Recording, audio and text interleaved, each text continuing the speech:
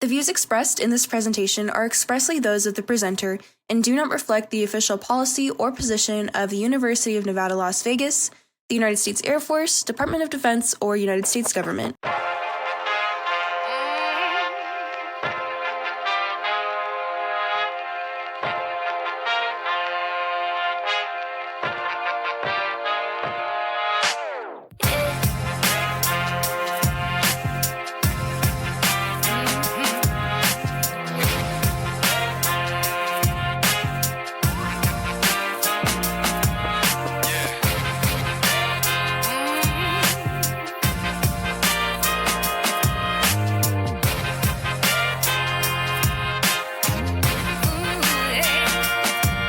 Is there one quote that especially calls out to you or even resonates for you, whether it's like your ethnic background, your gender, religion, or even your family?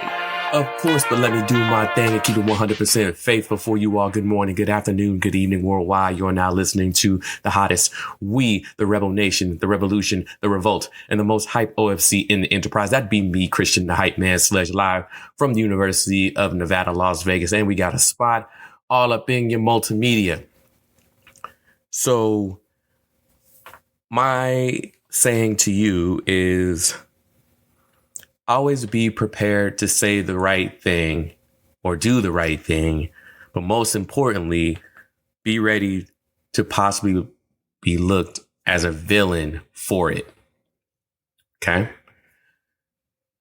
The reason why I say that is because if you're doing this thing right, the thing that we call life, you're not always going to be somebody's hero. Okay. You only are the hero when you fit the narrative of the hero, regardless of, if you're saying or doing the right thing. When you no longer fit the narrative of somebody's hero, then there's more of a opening to become somebody's villain.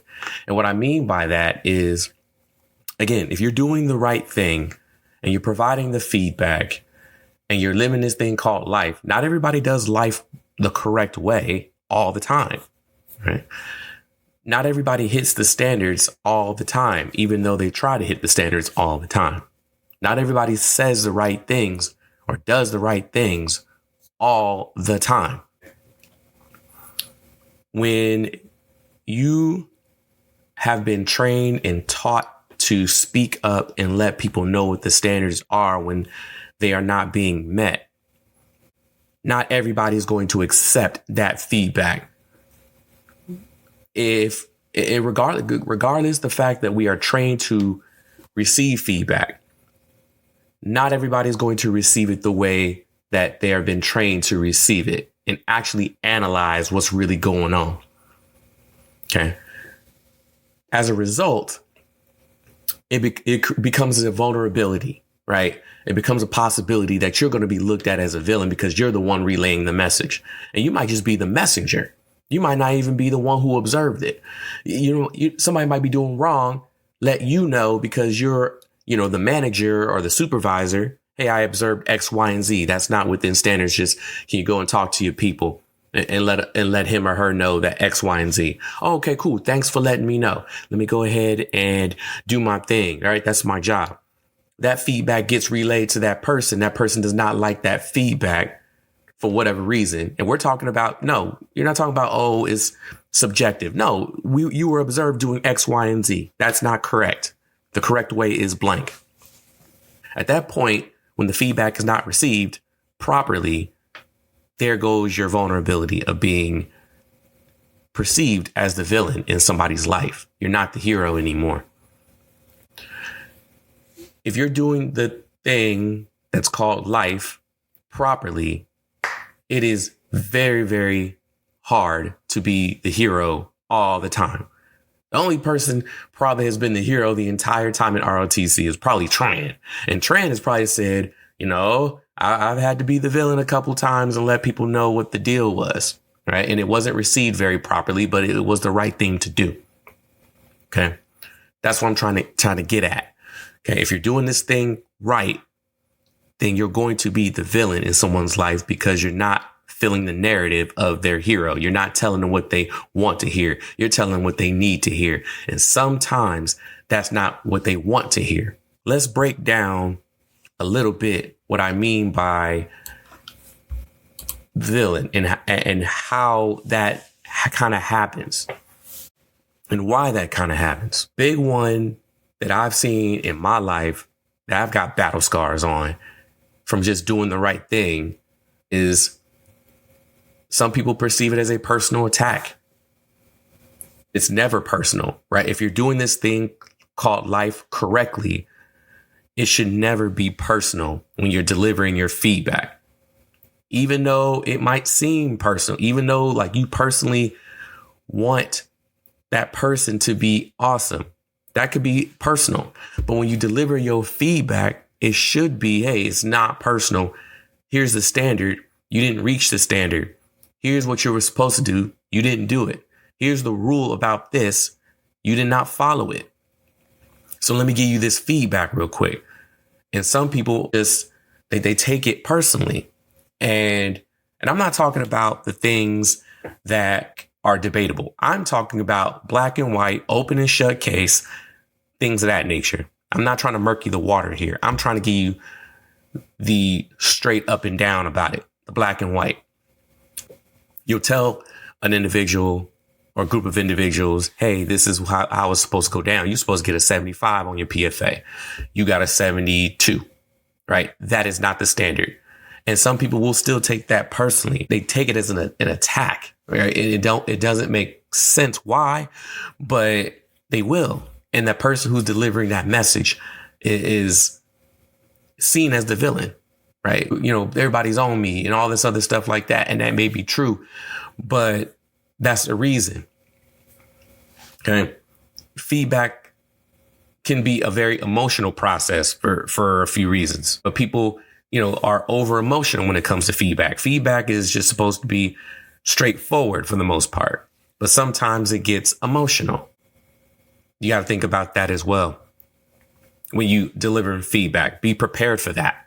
Be prepared that it could be perceived that way, even though it's straight up and down. It's forward. I'm trying to give you the reasons why people would take that and utilize that as a, you know, personal attack or something of that nature, right? Or you messing with their emotions. Just be prepared for that. Now, I got a quote from Killer Mike, and he's a rapper and activist out there, speaks for a lot of things, but he actually said, hey, I prefer to be a real villain than a false hero. And that speaks volumes to me because I agree with it, right? I don't want to spend time being the villain. I don't want to be your villain. What's the point? But if I'm doing the right thing and I'm saying the right things, then I'd rather be the villain than a false hero and tell you something you need to hear. When people get the idea that they're being attacked emotionally or personally or whatever the case may be, they have the ability, if they take it that way, they have the ability to weaponize it and put it back on you and say that this person is doing X, Y, and Z, when honestly, you're just getting feedback, right? So to the people who are perceiving those as a villain, I ask you and I challenge you, before you do that and weaponize that and push that back towards people, I challenge you to look at yourself and say, okay, let me remove the emotions out of the process. Let me remove, you know, the personal feelings out of the process. Let this cool down, this session cool down for a second. And then let me readdress it later. And then when you readdress it, I'm sure it'll be a little bit clearer what was being said. I was supposed to do this. I did not do that. As a matter of fact, I did this instead. That was the message. Okay, cool. I got that. That is clear as day. It's not so emotional. It's not so personal. Okay, so let me look at myself and figure out what I need to do next with that person who just gave me that feedback on how to progress and be better. That's how you're supposed to respond. Right. But some people don't do that. They just see it as a personal attack and they just haven't figured out how to process that yet. But I challenge you all, because we're all going to be getting that feedback. I challenge you all to look at yourself when you don't get the feedback that you're expecting or you want. And instead of looking at that person as the villain, right? Look at them as a person that's just doing their job, right? They might just be the middle person. They might just be the person that, saw something and they're relaying something. Slow down. Review the process. Remove the emotions from the process. Remove the personal perception of attack and just say, cool, what is the message? What is the evidence that supports it? If the evidence is objective, it's straight up and down, then there's no emotions involved, or at least against that person who's delivering the message. If anything, you got to turn back and look inside and say, what can I do in order to get back in standards? I challenge you all as the person who's going to be the villain to understand why you're going to be the villain sometimes and be prepared for it. I need those who are perceiving people as a villain to look inside themselves and to make sure you got your ducks in a row before you go ahead and point the finger at somebody and say that they're a villain. Maybe you're your own villain. Maybe you need to look inside yourself and realize this person's probably telling me the truth. And let me try and figure out how to be a better person out here so that I can move on with my life and lead others the right way and be a good example. Again, always be prepared to do and say the right things and be even more prepared to be the villain for it. All right, let's go. You are listening to the For the People Hypercast Show.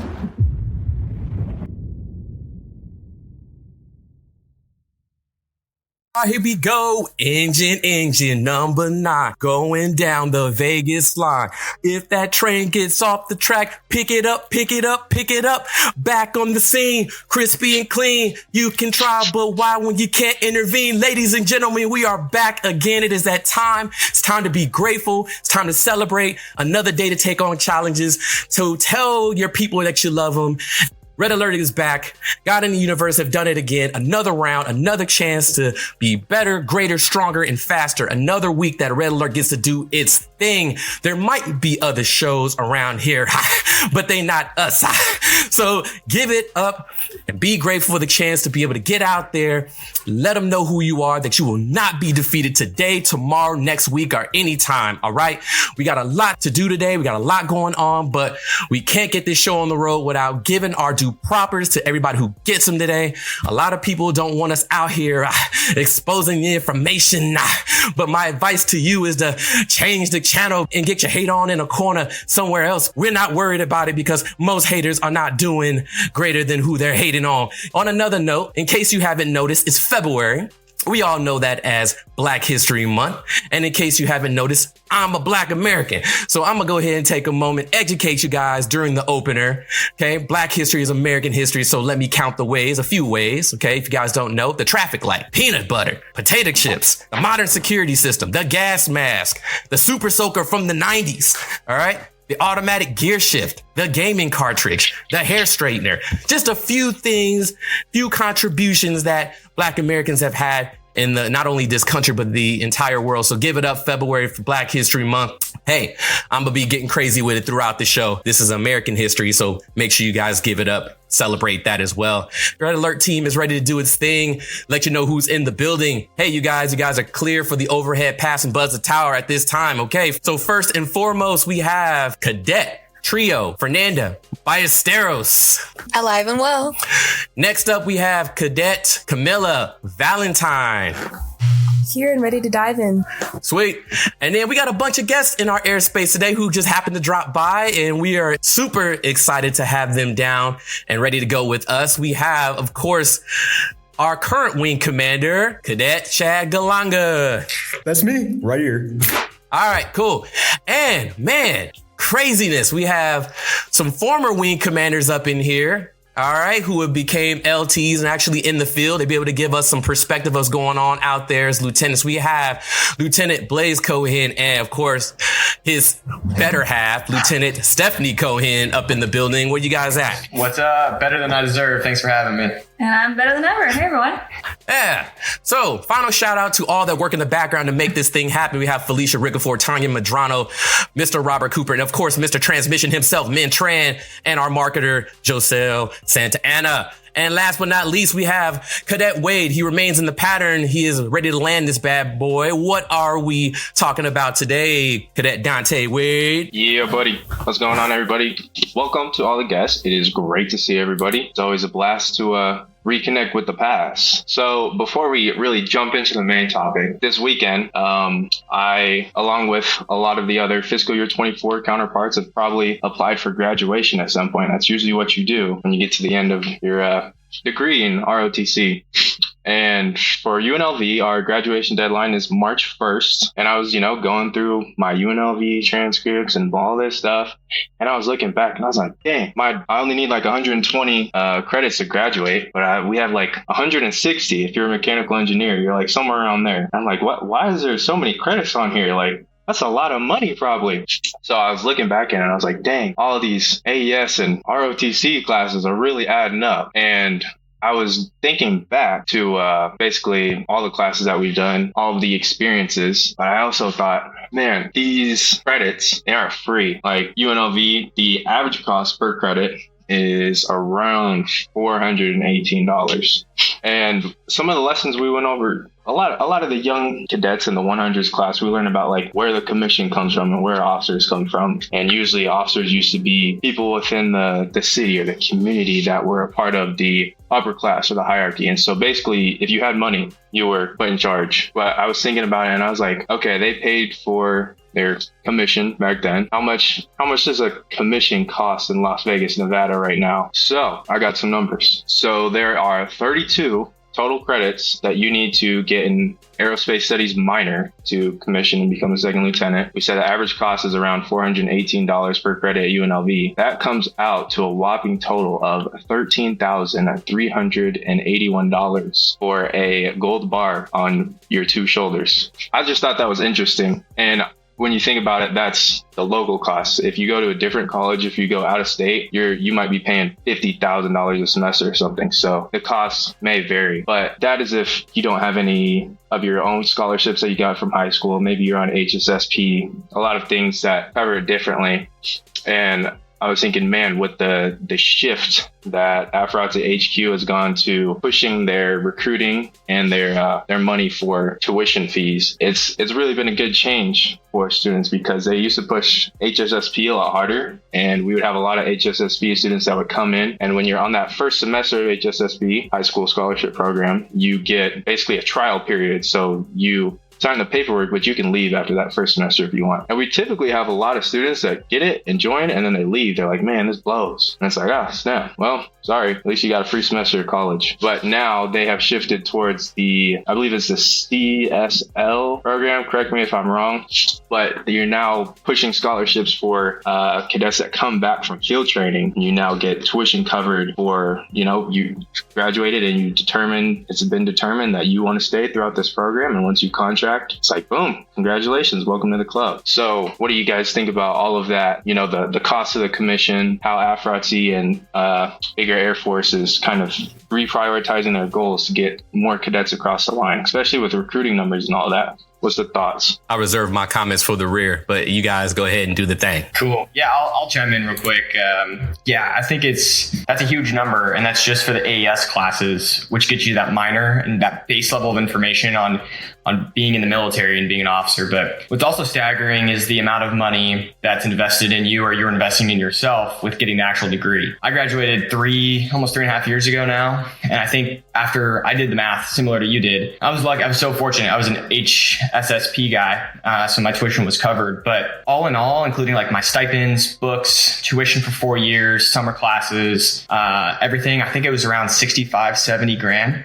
just to put me through school, not including any other additional money required to feed myself, like that my parents helped me with, or, part-time jobs, things of that nature. So it's really a massive investment to become an officer. And what that makes me think is if you're spending all this money, time, not to mention effort in studying and preparing and learning, the way I used to tell people in like my flight or who I would like supervise in RTC is it's a 4-year job interview, not only where you're learning, but also the Air Force is interviewing you. So sometimes they're like, great, we're going to monetarily reward you for that and pay for your tuition and stuff. And other times there are people who don't have that much fortune going through the programs. I've always respected people who show up every single day, grind, and are still paying to be there, because there's something different about getting paid to be somewhere and something different about paying to be somewhere. Those people who are paying to be there, my hat's off to them, because that's incredible. And that's service before self right there, and exactly what we're looking for. So I think it's awesome that this is the first I've heard about that, but that ROTC is shifting that mentality for the people who show up when they don't have to be there, and then monetarily rewarding those people, I think is a great way to move forward, because it's these folks are working for something. I think that's awesome. So thanks for enlightening me on that. I had no idea that was even a thing going on. Yeah, of course.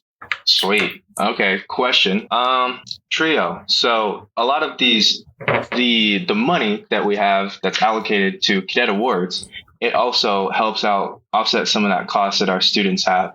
And when you were a wing commander, a lot of your prerogatives were to increase our pools of funding to see if we can get more money from different places. And I'll speak for it personally. Whenever, specific awards came around and it comes around to the back end of the semester, it really lightens the load off on, maybe you're trying to get some hours for your Pixum score to be a pilot, or you got some books, or maybe it just helps you cover tuition costs. So how important is it for us as cadets, even though we think we might not have the power to change the program, how is it important for you to kind of branch out and find those opportunities to make your people's lives easier? I think it's very important. I think in general, specifically being wing commander, and I feel like all the past wing commanders can talk about this, budgeting is super important, because if you utilize it for something that's not important, you're kind of screwed. And not only that, let's say I was a fall semester, if you utilize all that money, you kind of screwed over the spring semester. And I think sometimes a lot of us have a limiting mindset of like the only pools of money that we have is only for the college from the College of Engineering. When that's not necessarily the case. I know for my semester, we were trying really hard to find an honorary squadron commander to help alleviate those costs so more monies can go into scholarship funds for the end of the semester and award ceremonies. And we weren't able to get some because, the whole rules of it can't be a veteran and, all the type of laws that we have. But we still got a lot of funds extra because we were reaching out for people, and not necessarily just Booster Club. It's not just some Booster Club's responsibility. As a wing commander, you are the representative of the cadet wing. If you want more money, you have to start reaching out to all those external parties, be like, hey, can you help us with this? Can you help us with that?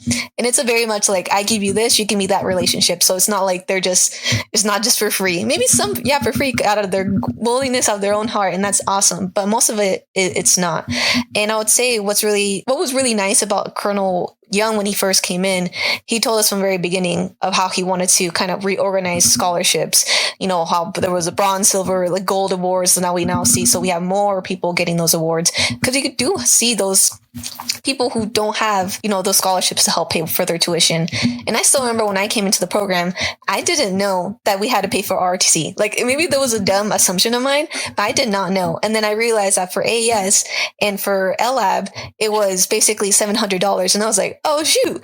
Okay. So I remember now when I would help for the orientations for GMC cadets, that was the very first thing I would mention, because I know everybody's financial status is very different. And I'm like, just so you're aware, you have to pay at minimum around $700 per semester for your first 2 years. If you're lucky and you get a scholarship, that is awesome. And now with the changes of POC or incoming POC getting, their tuition or their where they're living, paid for, that's really cool. But just so you're aware. And a lot of them were like, okay, I'm not going to apply this semester. Maybe I'll apply next semester so I can get all those funds and work a lot this fall semester. And, they were out here trying to be strategic about it.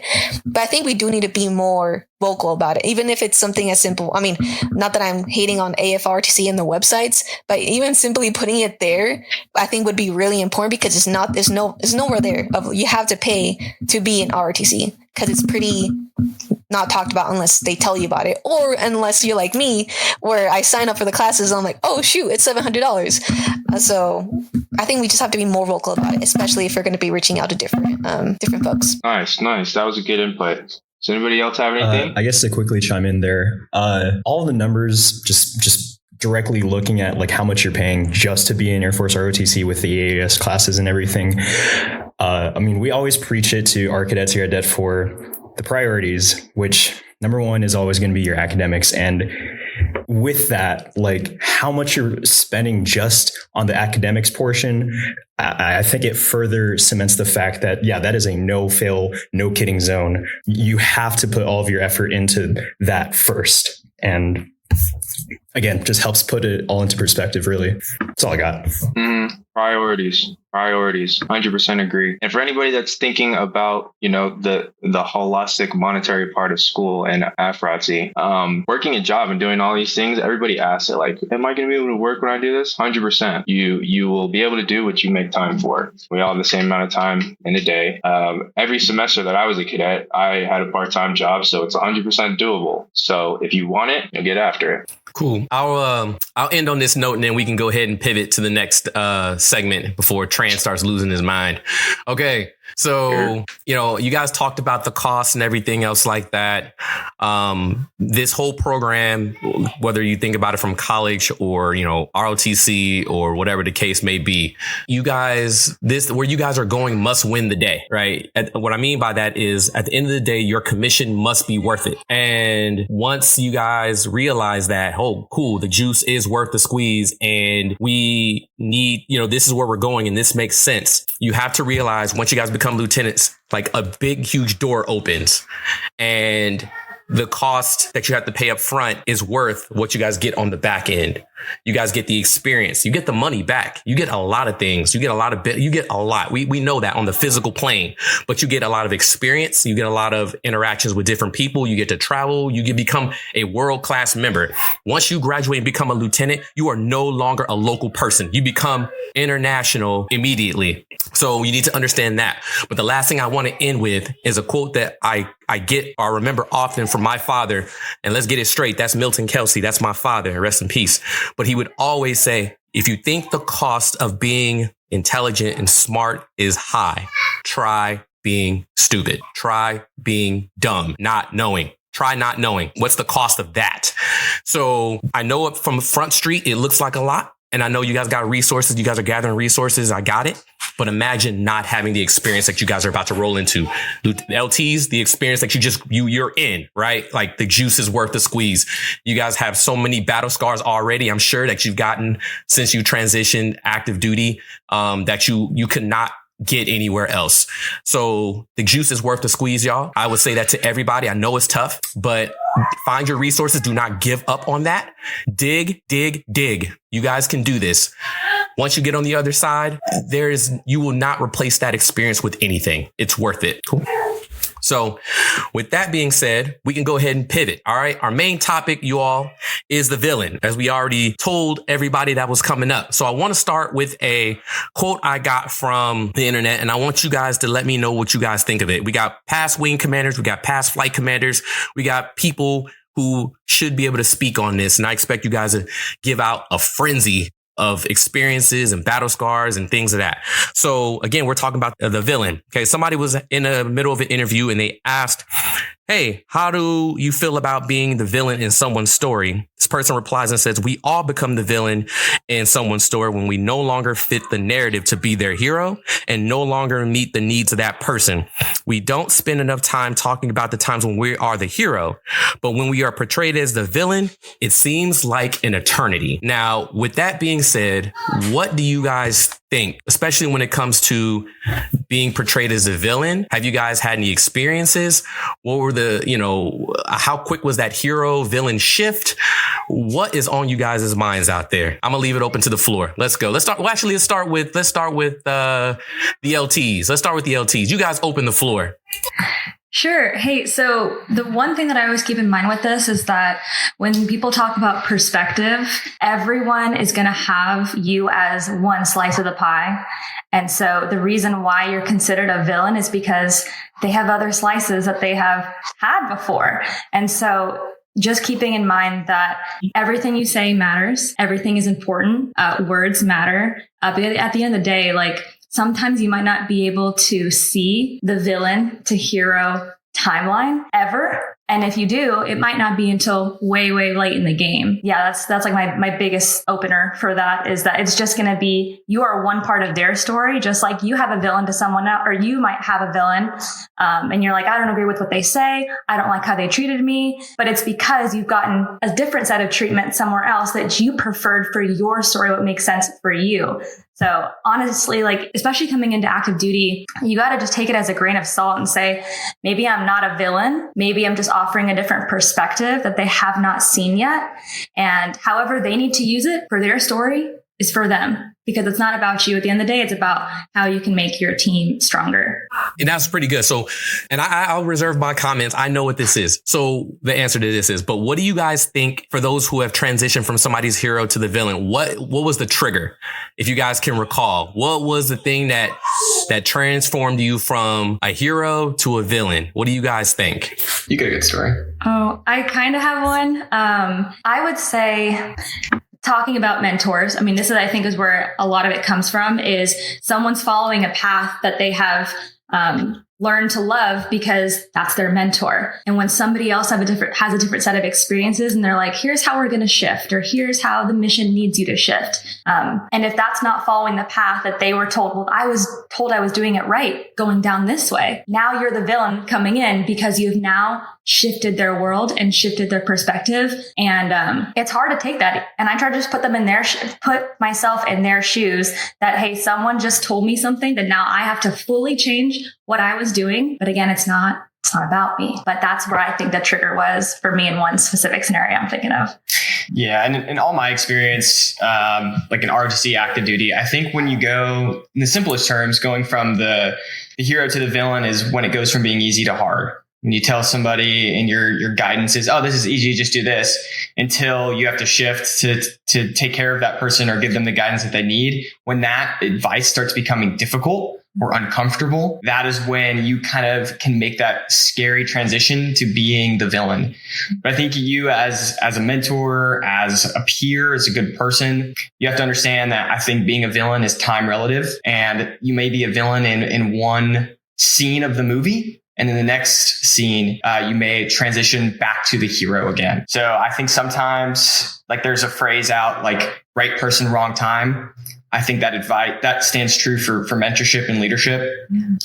I could tell you something that might really make you upset, and it's just going to take you to mature, or to you to see the results of whatever I was making you do or telling you to do, for you to understand that I wasn't trying to be the villain. And as a matter of fact, I was your hero, and it just took you a while to realize that.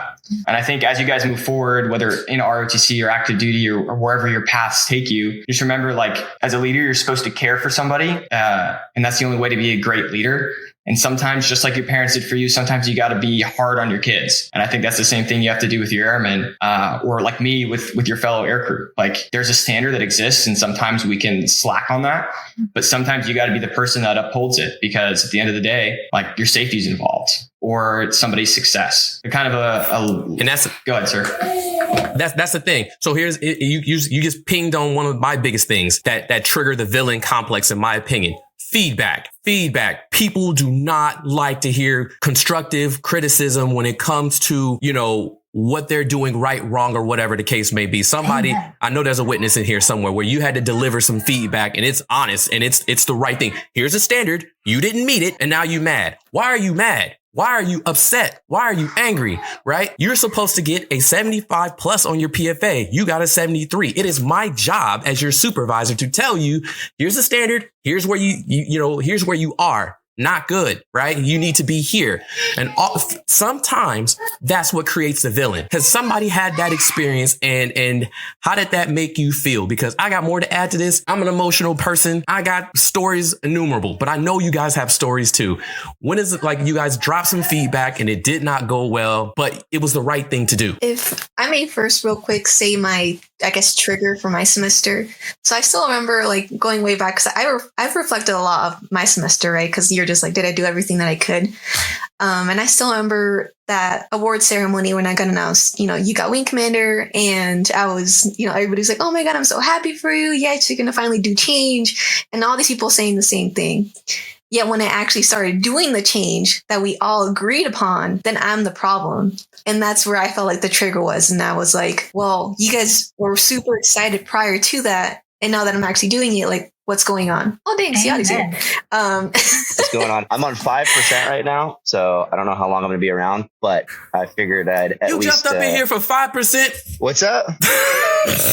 You jumped in here with 5%. Oh, man, let me tell you what. My phone didn't charge last night, so my cable's all broken, but I'm out and about right now, but I knew I'd make the time to at least stop in. But, so yeah. Sounds like a ROTCism to me. I know, right? We'll see how far I get. We'll see. But I at least want to show face and make sure to make it over here. You can go to Ciotti. Okay. So I know that, Valentine being a flight commander, I know that you have had that, experience where you had to drop some feedback on somebody. Did it always go well? Obviously, no, it does not always go well. And I think something that I've learned is like, even though my intention is there and I really want to see them do better, again, perception's reality. And going back to what Stephanie was saying earlier, your words really do matter, because for some people, it could be very triggering. Like, I know my intentions and what I'm trying to get across to them, but the way it comes off sometimes might feel like I'm attacking them. And so they might not see where I'm trying to get them to see.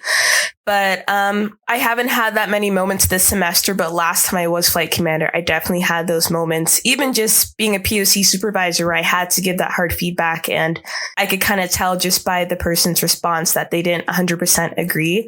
So I kind of had to take a step back and put myself in their shoes and understand, like, what's a way that I could communicate it to them for them to understand. And I think when I get on their level, it makes it a little bit easier to cross over. Okay.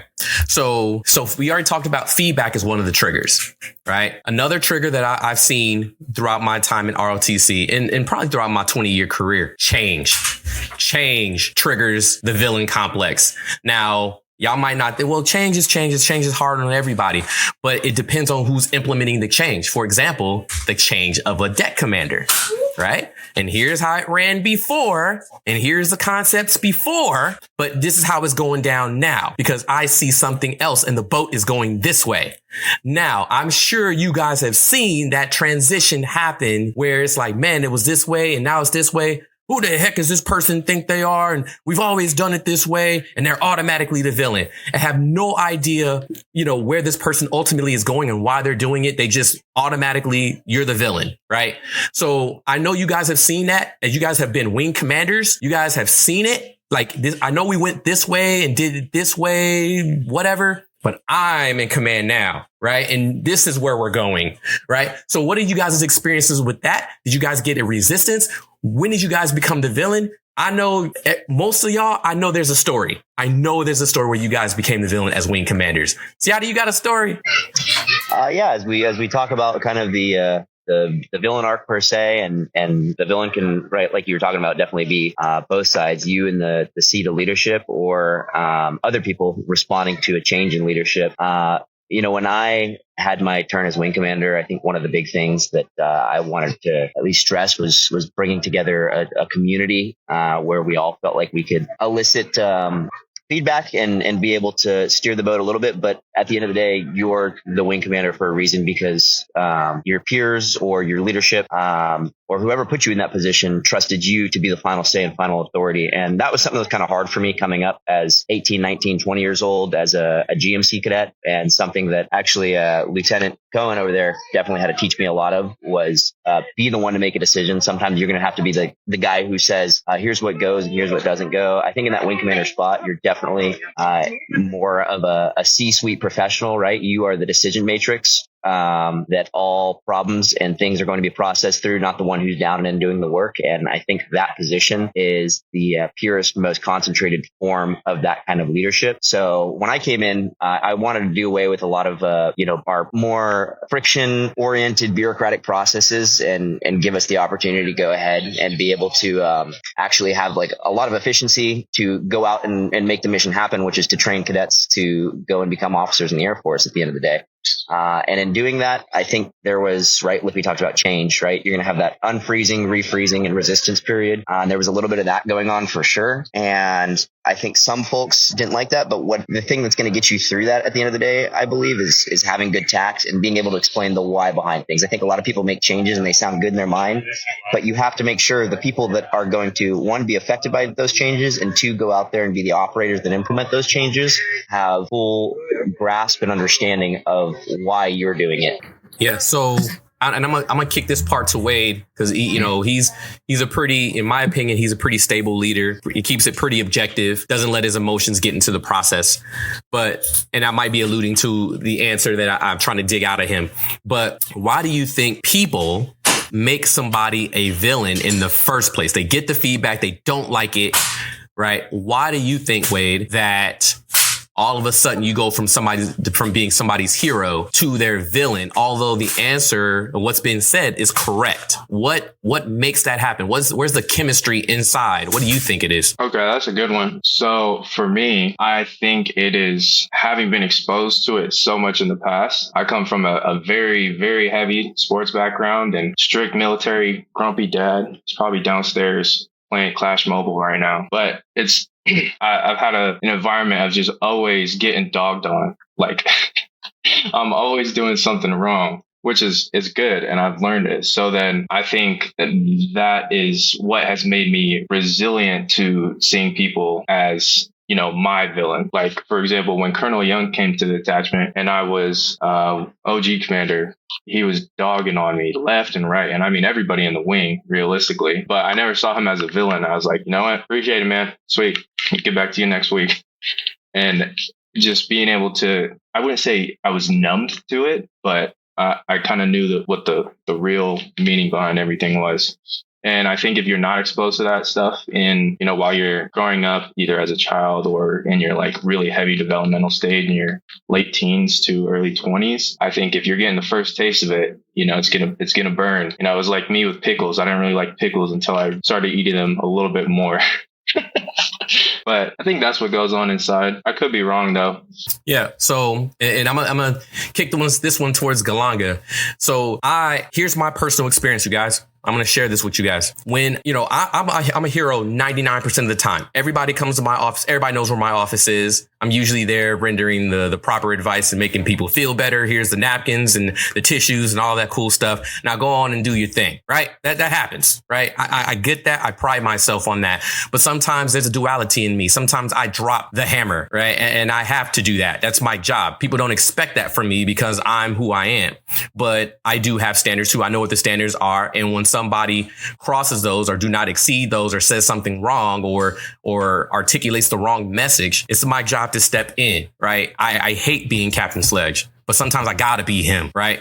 It's usually driven by something else that's not right, right? I have the courage to tell somebody that they're not right, right?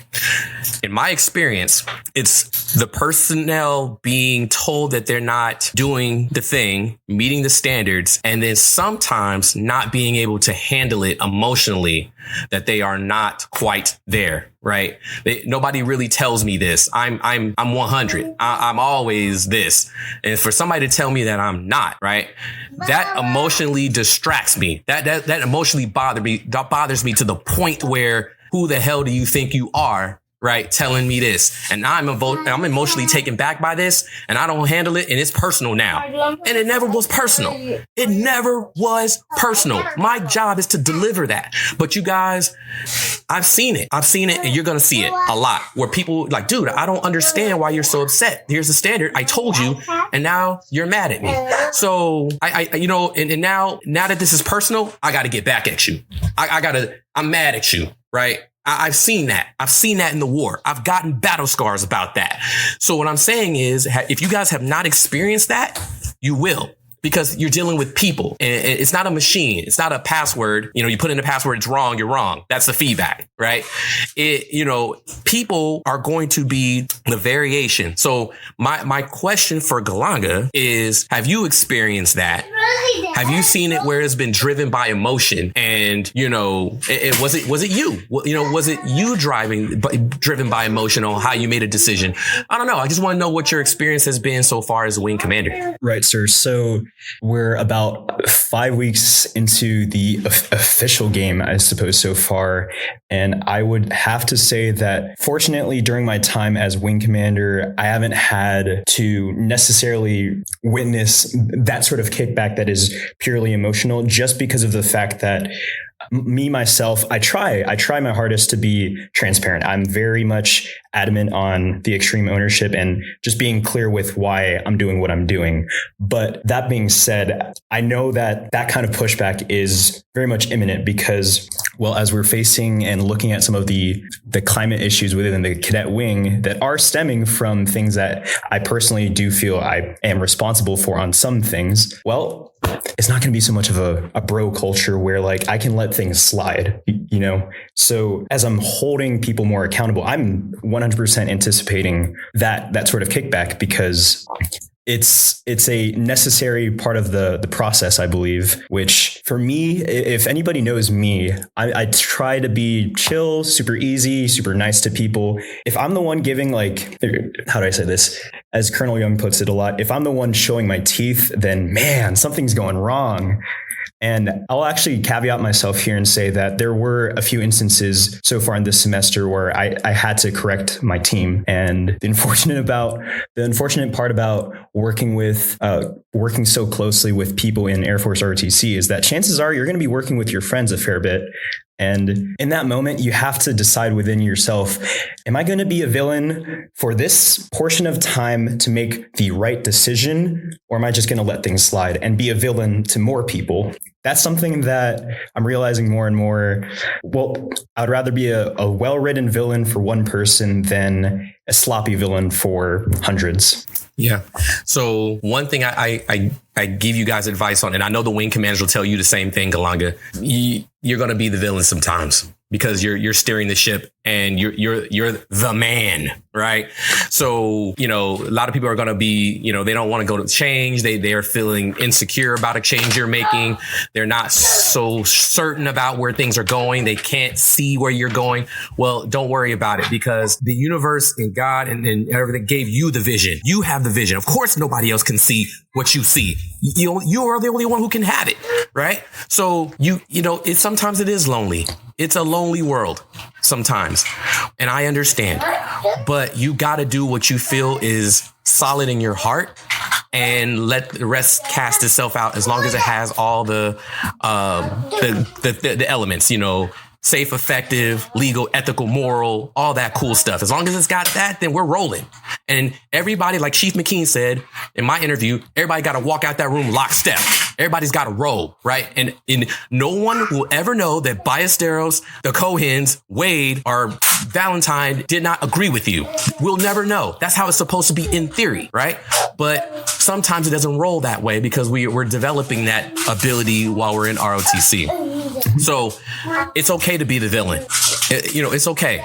And every last wing commander right here will tell you it's okay. Like I've been there. And it's just because people are insecure. They don't know where things are going. It indicates change. They might see it as an attack on their person or something of that nature, but it's never personal. It's never, ever personal. I've seen some things and my experiences have told me that this needs a cap on it. This needs a limit. This needs to be done. This needs to be X, Y, and Z. Right. And I've seen every last one of y'all make a move where it was like, well, Cadre's hands are off of this, but it has to be based on something that you guys have seen and it's non-tolerable. So pilot your ship. Continue to every last one of these wing commanders will tell you, pilot your ship. They trust you. So I'll roll with that, but I want to leave you with one more item that I think that'll help you out here. And then I'm going to pass it to Blaise here, the LT. Like I said, it's okay to be the villain. It's all right. I want you guys to think about this before I pass it on. Have you guys lost any friends or any allies during your tenure, whether it's flight commander, group commander, whatever? I want you guys to think about that because I want Blaise to say his thing, and then I want y'all to answer the question. Sweet. Thanks for the floor. Yeah, I agree with him completely.